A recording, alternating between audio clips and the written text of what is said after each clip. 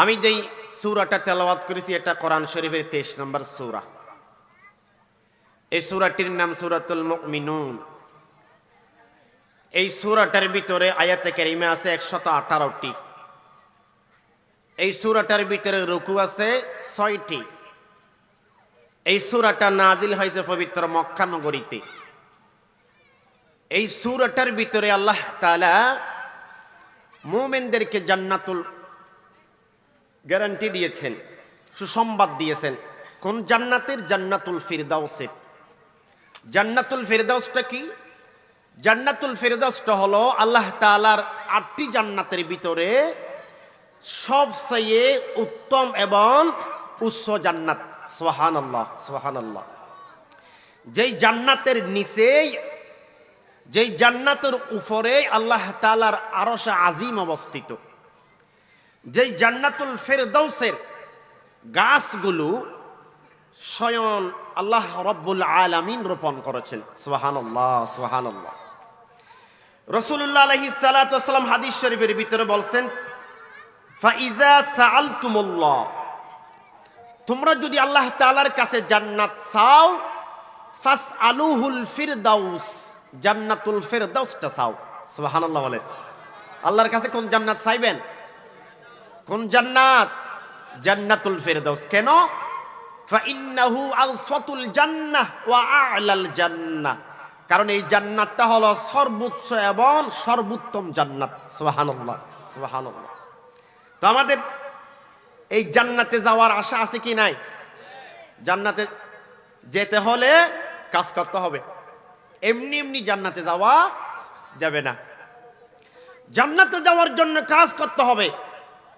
সেই কাজগুলো কি? আল্লাহ তাআলা কোরআন শরীফে বলছেন, ইন্নাল্লাযীনা আমানু ওয়া আমিলুস সালিহাতি কানাত লাহুম জান্নাতুল ফিরদাউসি নুজুলা। জোরে বলেন আল্লাহু আকবার। আল্লাহ তাআলা বলেন, নিশ্চয় যারা ঈমান এনেছে এরপরে আমলে সালেহ করেছে তাদের জন্যই জান্নাতুল ফিরদাউস। সুবহানাল্লাহ। জান্নাতুল ফিরদাউস কাদের জন্য? যারা ঈমান এনেছে এরপরে আমলের কাজ করেছে তাদের জন্য জান্নাতুল ফিরদাউস। কোরআনুল কারীমের ভিতরে আল্লাহ তাআলা অন্য আয়াতের ভিতরে বলছেন, ফামান কানা ইয়ারজু লিকা রাব্বিহি ফালইআমাল আমালান সালিহান। আল্লাহ তাআলা বলেন, ফামান কানা ইয়ারজু লিকা রাব্বি, কোন মানব যদি আল্লাহ তাআলার সাথে সাক্ষাৎ করতে চায় সে যেন ফালইআমাল আমালান সালিহা, সে যেন নেক আমল করে। সুবহানাল্লাহ। এরকম অসংখ্য আয়াতে কারিমের ভিতরে আল্লাহ তাআলা তাদেরকে জান্নাতের গ্যারান্টি দিয়েছেন যারা ঈমান আনে এরপরে দুনিয়াতে আমলের কাজ করে, তারা জান্নাতের মধ্যে যাবে। প্রিয় উপস্থিতি, আমল ছাড়া কাজ ছাড়া জান্নাতে যাওয়া সম্ভব না। হাদিস শরীফের ভিতরে রাসূলুল্লাহ আলাইহিস সালাম বলছেন, লাম্মা খালাকাল্লাহুল জান্নাহ, আল্লাহ তাআলা যখন জান্নাত সৃষ্টি করলেন, ক্বালা জিবরাইল, জিবরাইলকে বললেন, জিবরাইল ইযহাব, যাও, ও জিবরাইল যাও, আমার জান্নাতটা একটু ডেকে আসো। জিবরাইল গেলেন, আল্লাহ তাআলার জান্নাত খুব ভালোভাবেই দেখলেন। তো জান্নাতটা দেখার পরে যখন চলে আসলেন, জিবরাইল বললেন, আল্লাহ তাআলা আপনার ইজ্জতের কসম, লা ইয়াসমাউ বিহা আহাদুন ইল্লা দাখালাহা, যারা এই জান্নাতের খবর শুনবে জান্নাতে প্রবেশ না করে থাকতে চাইবে না। সুবহানাল্লাহ। এত সুন্দর একটা জান্নাত আল্লাহ তাআলা উম্মতের জন্য সৃষ্টি করেছেন। এবার আল্লাহ তাআলা সুম্মা হাফফাহা বিল মাকারিহ, আল্লাহ রাব্বুল আলামিন সেই জান্নাতকে কষ্টসাধ্য জিনিস দিয়ে ডেকে দিলেন। কষ্টসাধ্য জিনিস কি? যেমন ধরেন নামাজ, রোজা, হজ, যাকাত, জিহাদ, তাহাজ্জুদের নামাজ, এরকম অসংখ্য অসংখ্য আমলের কাজ আছে যেগুলো করলে আল্লাহ জান্নাতটা দিবেন। এই সমস্ত কষ্টের জিনিসগুলো দিয়ে আল্লাহ তাআলা যখন জান্নাতকে ডেকে দিলেন, এবারে জিবরাইলকে বললেন, জিবরাইল যাও এবার জান্নাতের দিকে আসো। জিবরাইল গেলেন, জান্নাতটা দেখলেন, আসার পরে বললেন, ও আল্লাহ তাআলা, লাকাদ খাশিতু আল্লা ইয়াদখুলুহা আহাদা, আমি জিবরাইলের ভয় হচ্ছে ওই জান্নাতে কেউ যেতে পারবে না। আল্লাহ, আমার ভয় হচ্ছে, আপনি যেই জিনিসগুলো দিয়ে, যে কষ্টের কাজগুলো দিয়ে জান্নাতকে ডেকে দিয়েছেন, আমি জিবরাইলের ভয় হচ্ছে জান্নাতে কেউ যেতে পারবে না। সুতরাং জান্নাতে যেতে গেলে কাজ লাগবে, পরিশ্রম করতে হবে। তারপরে লাম্মা খালাকাল্লাহুন নার, আল্লাহ রাব্বুল আলামিন যখন জাহান্নামকে সৃষ্টি করলেন, জিবরাইলকে বললেন, জিবরাইল ইযহাব, যাও ফানজুর ইলাইহা, জাহান্নামটা দেখে আসো। ফাযাহাবা, জিবরাইল গেলেন, ফানাযারা ইলাইহা, জাহান্নাম দেখলেন। আর জাহান্নামটা দেখার পরে জিবরাইল আল্লাহ তাআলার কাছে এসে বলছেন, ও আল্লাহ তাআলা, লা ইয়াসমাউ বিহা আহাদুন ফায়াদখুলুহা, ও আল্লাহ তাআলা, এই জাহান্নামের কথা যারা শুনবে তারা নিশ্চয়ই জাহান্নামে প্রবেশ করতে চাইবে না। জাহান্নামে প্রবেশ করতে চাইবে না কেউ। এবার আল্লাহ তাআলা ফাহাফাহা বিশাহাওয়াত, এই জাহান্নামকে আল্লাহ তাআলা যখন দুনিয়ার লোভ লালসা, দুনিয়ার আমোদ ফুর্তি, দুনিয়ার গুনার কাজগুলোকে দিয়ে যখন আল্লাহ তাআলা জাহান্নামকে ডেকে দিলেন, এবার জিবরাইলকে বললেন, এবার একটু জাহান্নামটা দেখে আসো। জিবরাইল গেলেন, চলে আসার পর আল্লাহ তাআলাকে বললেন, লাকাদ খাশিতু আন লা ইয়াবকা আহাদুন ইল্লা দাখালাহা, ও আল্লাহ, আমার ভয় হচ্ছে এই জাহান্নাম থেকে কেউ বাঁচতে পারবে না। কারণ জাহান্নামকে যখন আপনার গুনাহ দিয়ে ডেকে দিয়েছেন, দুনিয়ার লোভ লালসা, দুনিয়ার যত অবৈধ কাজ আছে, এই সমস্ত গুনার কাজগুলি দিয়ে যখন জাহান্নামকে ডেকে দিয়েছেন, জিবরাইল বলছেন, আল্লাহ, এই জাহান্নাম থেকে কেউ বাঁচতে পারবে না। বন্ধুগণ, এই জন্য আমাদেরকে এই জাহান্নাম থেকে বাঁচার চেষ্টা করতে হবে, জান্নাতে যাওয়ার চেষ্টা করতে হবে। কারণ আপনি দুনিয়াতে যত কষ্ট করুন না কেন, যত পরিশ্রম আপনি করুন না কেন, আপনি যদি জান্নাতে যেতে পারেন, জান্নাতের সুখের তুলনায় দুনিয়ার কোনো কষ্ট থাকবে না। সুবহানাল্লাহ বলেন। হাদিস শরীফের ভিতরে এসেছে, দুনিয়ার যে মানুষ সুখ কি জিনিস জীবনে একবারও দেখে নাই, শুধু কষ্ট আর কষ্ট, যন্ত্রণা আর যন্ত্রণা, সুখ কি জিনিস দুনিয়াতে সে একেবারে দেখে নাই। আল্লাহ রাসূল বলেন, ফায়ুসবাগু সাবাগাতান ফিল জান্নাহ, তাকে যখন জান্নাতের মধ্যে একটা সুবানি দিয়ে বের করে আনবেন, আর বের করে আনার পর আল্লাহ জিজ্ঞেস করবেন, ইয়া ইবনা আদম, ও আদম সন্তান, হাল রাআইতা বুসান কত্তু, হাল মাররা বিকা সিদ্দাতুন কত্তু, ও আল্লাহর বান্দা, তুমি কি দুনিয়াতে কষ্ট কি জিনিস, অভাব কি জিনিস, অনটন কি জিনিস তুমি কি দেখেছো? ও বন্ধু, জান্নাতের একটা সুবানি খেয়ে পৃথিবীর সবচেয়ে কষ্ট যিনি পেয়েছেন দুনিয়াতে, তিনি জান্নাতে একটা উকি মারার সাথে সাথে দুনিয়ার সমস্ত কষ্টের কথা বলে যাবে। আল্লাহকে বলবেন, লা ওয়াল্লাহি ইয়া রব্বি, আল্লাহর কসম, আমি জীবনে দুনিয়াতে কোনো কষ্ট দেখি নাই। আল্লাহু আকবার। জান্নাতের একটা শুধু সুবানি খেয়েছেন, দুনিয়ার সমস্ত কষ্টের কথা বলে গেছেন। জান্নাতে এত নিয়ামত আল্লাহ তাআলা রেখেছেন। তারপর আল্লাহ রাসূল বলেন, দুনিয়ার সবচেয়ে যিনি একেবারে সুখী মানুষ, কষ্ট কি জিনিস জীবনে দেখে নাই, শুধু সুখ আর সুখ, শান্তি আর শান্তি, এই মানুষটাকে আল্লাহ তাআলা যখন ফায়ুসবাগু ফিন্নারি সাবাগা, জাহান্নামে একটা সুবানি দিবেন, আর তুলে এনে জিজ্ঞেস করবেন, ইয়া ইবনা আদম, হাল রাআইতা খায়রান কত্তু, হাল মাররা বিকা নাঈমুন কত্তু, ও আল্লাহর বান্দা, তুমি কি দুনিয়াতে সুখ কি জিনিস তুমি দেখেছো, আরাম কি জিনিস, নিয়ামত কি জিনিস তুমি কি দেখেছো? তখন জাহান্নামের একটা সুবানি খেয়ে বন্ধু, দুনিয়ার সবচেয়ে সুখী মানুষটা দুনিয়ার সমস্ত সুখের কথা বলে যাবে, বলবে, লা ওয়াল্লাহি ইয়া রব্বি, আল্লাহ, আমি আমার জীবনে কোনোদিন সুখ দেখি নাই। জাহান্নামের সুবানি গাইয়ে দুনিয়ার সমস্ত সুখের কথা বলে যাবে। এই জন্য বন্ধু, জান্নাতে গেলে সমস্ত দুঃখ কষ্ট ভুলে যাবেন, আর জাহান্নামে গেলে আপনার কষ্টের সীমানা থাকবে না। এই জন্য কাজ করেন, জান্নাতে যাওয়ার জন্য পরিশ্রম করেন। কোরআনুল কারীমের ভিতর আল্লাহ তাআলা বলেন, ইয়া আইয়ুহাল ইনসানু ইন্নাকা কাদিহুন ইলা রাব্বিকা কাদহান ফামুলাকি। আল্লাহ তাআলা বলেন, মানুষ তোমাকে কঠোর পরিশ্রম করতে হবে, তারপরেই আল্লাহ তাআলার সাথে সাক্ষাৎ পাবে তুমি, না হয় আল্লাহর সাথে সাক্ষাৎ পাবে না। প্রিয় উপস্থিতি, এই জন্য জান্নাতে যাওয়ার জন্য আমাদের কাজ করতে হবে। পরিশ্রম করবেন না, জান্নাতে যাওয়া সম্ভব নয়। আসেন, আমাদের রসুলের স্ত্রী হযরতে আয়েশা রাদিয়াল্লাহু তাআলা আনহাকে জিজ্ঞেস করা হয়েছিল, ইয়া উম্মাল মুমিনিন আখবিরিনি বিখুলুকি রাসূলিল্লাহি সাল্লাল্লাহু আলাইহি ওয়াসাল্লাম। ওগো আম্মা জান, আমাদেরকে রসুলের চরিত্র সম্পর্কে একটু বলেন। তখন ক্বালাত কানা খুলুকুহুল কোরআন। আম্মা জান আয়েশা বলেছিলেন, গোটা কোরআন হলো রসুলের চরিত্র। আল্লাহু আকবার বলেন। গোটা কোরআন রসুলের চরিত্র। কি বুঝলেন আপনি? কোরআনুল কারীমের আয়াত কতটি? 6666 অথবা 36টি।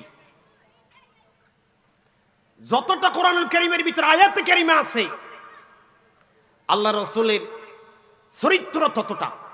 গোটা কোরআন রসুলের চরিত্র। গোটা কোরআন অনুযায়ী রসুল জীবনকে সাজিয়েছেন, নিজের জীবন বাস্তবায়ন করেছেন। আল্লাহু আকবার। আমি আপনি কয়টা মানছি? একটা মানলে আর একটা মানি না, ঠিক না? নামাজেরটা মানলে জাকাতেরটা মানি না, জাকাতেরটা মানলে রোজারটা মানি না, রোজারটা মানলে হজরটা মানি না, হজরটা মানলে জিহাদেরটা মানি না, ঠিক কিনা মুসলমান? আর মুসলমান দাবি করি, অথচ আমার আপনার নবীর গোটা চরিত্র ছিল কোরআন। আমি মুসলমান দাবি করি, একটা মানে আর একটা মানি না, একটা মানি আর একটা মানি না। কোরআনুল কারীমের ভিতর আল্লাহ তাআলা বলেন, আফাতুমিনুনা বিবা'দিল কিতাবি ওয়া তাকফুরুনা বিবা'দিন ফামা জাযাউ মান ইয়াফআলু যালিকা মিনকুম ইল্লা খিzyun ফিল হায়াতিদ দুনিয়া ওয়া ইয়াওমাল কিয়ামাতি ইউরাদ্দুনা ইলা আশাদ্দিল আযাব। শুনেন এবার, আল্লাহ তাআলা বলেন, তুমি আমার বিধানের উপরে কিছুর উপরে ঈমান আনবে, আবার কিছু অস্বীকার করবে। এরকম যদি করো, ফামা জাযাউ, কোন প্রতিদান তুমি আমি আল্লাহর কাছ থেকে পাবে না। যারা আজকে কোরআনের কিছু বিধান মানে, কিছু বিধান মানে না, আল্লাহ তাদের সম্পর্কে বলেন, তুমি আমি আল্লাহর কাছ থেকে কোনো ধরনের প্রতিদান পাবে না। তারপরে বললেন, এই সমস্ত অভ্যাস যাদের থাকবে, আল্লাহ তাআলা বলেন, আমি আল্লাহ তাদের দুনিয়ার লাঞ্ছনার জীবন, গঞ্জনার জীবন, অপমানিত জীবন দান করব, এবং আখিরাতে কঠিন শাস্তির ব্যবস্থা করব। আল্লাহ বলেন, তোমরা যারা কোরআনের কিছু বিধান মানো আর কিছু বিধান মানো না, এরকম অভ্যাস যদি তোমাদের থাকে, 1 নাম্বার কোনো প্রতিদান পাবে না। 2 নাম্বার, আমি তোমাদের দুনিয়াতে বেইজ্জত করব, লাঞ্ছিত করব, অপমানিত করব। 3 নাম্বার, আখিরাতে কঠিন শাস্তির ব্যবস্থা করব। আসেন, এই এক্সাম্পলটা আল্লাহর বিধান না মানলে যে আল্লাহ শাস্তি দেয়, এই এক্সাম্পলটা বাংলাদেশে কিছুদিন আগে ঘটেছে। দেখেন, এসে আপনারা বলেন তো আমাকে, বাংলাদেশের যিনি প্রধানমন্ত্রী ছিল, বাংলাদেশের প্রাইম মিনিস্টার সাবেক শেখ হাসিনা, আচ্ছা তিনি কি আল্লাহর এই জমিনে আল্লাহর হুকুমত প্রতিষ্ঠিত করতে চেয়েছিলেন? বলেন না।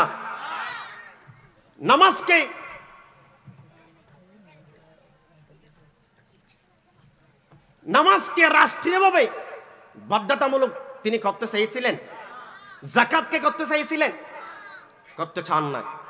এ মুসলমান, আল্লাহর বিধানকে জমিনের মধ্যে বাস্তবায়ন না করার কারণে আল্লাহ তাআলা হাসিনাকে এত বেইজ্জত করলেন, লাঞ্ছিত করলেন। এই হাসিনাকে আল্লাহ তাআলা সূরের মতো ফালাতে বাধ্য করেছেন, ঠিক কিনা বলেন? সুতরাং আপনারা যা কোরআনের একটা বিধান মানে আর একটা বিধান মানেন না, কোরআনের এই হুকুমকে জমিনের মধ্যে বাস্তবায়ন করতে দিচ্ছেন না, আপনারা হাসিনা থেকে শিক্ষা গ্রহণ করুন। হাসিনার যে পরিণতি বাংলার জমিনে হয়েছে, আপনারা যে তওবা না করেন, আল্লাহর কসম করে বলছি, হাসিনার চেয়ে আরো ভয়ানক পরিণতি আপনাদের হতে পারে, ঠিক কিনা বলেন? হাসিনা থেকে শিক্ষা গ্রহণ করুন। যারা আজকে কোরআনের বিরুদ্ধে, ইসলামের বিরুদ্ধে তলোয়ার তুলছেন, হাত তুলছেন, কথা বলছেন, আপনারা নমরুদ থেকে শিক্ষা গ্রহণ করুন, আপনারা ফেরাউন থেকে শিক্ষা গ্রহণ করুন। আল্লাহ ছেড়ে দেন, সাথ দেন, ছেড়ে দেন না। আল্লাহ যখন ধরবেন, ইঁদুরের গর্ত পর্যন্ত পাবেন না খুঁজে, ঠিক কিনা বলেন? সুতরাং সাবধান হয়ে যান। কোরআনের বিধানের বিরুদ্ধে, ইসলামের বিধানের বিরুদ্ধে কোনো কথা আপনারা বলবেন না, আপনারা সাবধান হয়ে যান। একটা মানবেন আর একটা মানবেন না, আপনি মুসলমানই না, ঠিক কিনা? বন্ধুগণ, আমি আব্দুল্লাহ ইবনে উবাই ইবনে সালুলের জীবনী পড়ে দেখেছি। লোকটা মুনাফিকের সর্দার ছিল। কি ছিল? মুনাফিকের সর্দার। আমি তার জীবনী পড়ে দেখেছি। লোকটা নামাজ পড়ত, লোকটা আল্লাহ রসুলের পিছনে 5 ওয়াক্ত মুসল্লি ছিল, লোকটা রোজা রাখত, লোকটা যাকাত দিত, লোকটার টাকা পয়সা দিয়ে অনেক মসজিদ পর্যন্ত নির্মাণ করেছিল। বন্ধু, ইসলামের প্রায় বিধান সে মানত, কিন্তু মুসলমান একটা বেলা গিয়ে লোকটা আল্লাহর জিহাদের বিধানকে লোকটা অস্বীকার করত। কোন বিধানকে? কোন বিধানকে? জিহাদের বিধানকে। আল্লাহ রসুলের সাথে উহুদের ময়দানে গিয়েছিলেন লোকটা। আল্লাহ রসুলের সাথে যখন উহুদের ময়দানে গিয়েছিল লোকটা, 300 সৈন্য নিয়ে এই লোকটা মদিনায় পালিয়ে এসেছিল। আপনারা জানেন না ঘটনাটা? এখন বন্ধু, আল্লাহ রসুলের সাথে না থেকে 300 সৈন্য নিয়ে যখন এই লোকটা মদিনায় চলে এসেছিল, সেদিন থেকে লোকটার নাম মুনাফিক হয়ে গেল। নাউজুবিল্লাহ। মুসলমান, লোকটা যখন মারা গেল, আল্লাহ রসুল সাল্লাল্লাহু আলাইহি ওয়াসাল্লাম নিজের জুব্বা মুবারক দিলেন কাফন দেওয়ার জন্য। শুধু তাই নয়, আল্লাহ রসুল নিজেই এই লোকটার জানাজা পড়ালেন। 2টা হাত তুলে যখন আল্লাহ তাআলার নবী তার জন্য দোয়া করবেন, আল্লাহ তাআলা নিষেধ করে দিয়েছেন, ইস্তাগফির লাহুম আও লা তাস্তাগফির লাহুম ইন তাস্তাগফির লাহুম 70 মাররা ফালান ইয়াগফিরাল্লাহু লাহুম। আল্লাহ তাআলা বলেন, হে বন্ধু, আপনি মুনাফিকের জন্য দোয়া করেন অথবা না করেন সমান। আপনি যদি তার জন্য 70 বারও যদি দোয়া করেন, ফালা ইয়াগফিরাল্লাহু লাহুম, আমি আল্লাহ মাফ করব না। কেন? সেই জিহাদের বিধানকে অস্বীকার করত। সূরা তাওবার ভিতরে একটু পরে আল্লাহ তাআলা বলেন, ওয়ালা তুসাল্লি আলা আহাদিম মিনহুম মাতা আবাদা ওয়ালা তাকুম আলা কবরি। আল্লাহ তাআলা বলেন, হে মুহাম্মদ, আপনি কিয়ামত পর্যন্ত এই মুনাফিক সব, কিয়ামত পর্যন্ত যত মুনাফিকের গোষ্ঠী দুনিয়াতে আসবে, তারা যদি মারা যায়, আপনি নবী তাদের জানাজার নামাজ পড়বেন না এবং তাদের কবরের পাশে দাঁড়িয়ে তাদের জন্য দোয়া করবেন না। নিষেধ কার? নিষেধ কার? আজকে মানছি আমরা? এ মুসলমান,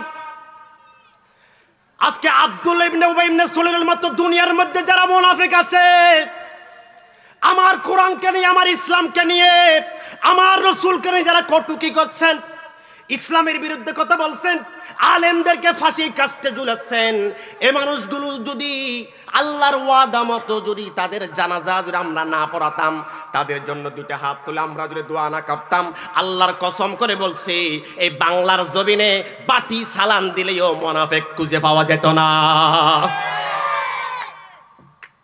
আজকে আমরা যাকে পাচ্ছি তাকে জানাজা পড়াচ্ছি, কবরে দিয়ে দিচ্ছি, ঠিক না বলেন? এ মুসলমান, আজকে থেকে শপথবদ্ধ হন, আজকে থেকে প্রতিজ্ঞাবদ্ধ হন, যারা আমার কোরআনকে নিয়ে, আমার ইসলামকে বাংলার জমিনে কটুকি করবে, আল্লাহ রসুলকে নিয়ে কটুকি করবে, আজকে থেকে শপথবদ্ধ হন, এই সমস্ত মানুষ মারা গেলে আমরা বাংলার আলেমরা জানাজা পড়াবো না, ঠিক কিনা বলেন? রাজি আছেন তো মুসলমান? দুই হাত তুলে আল্লাহকে দেখান।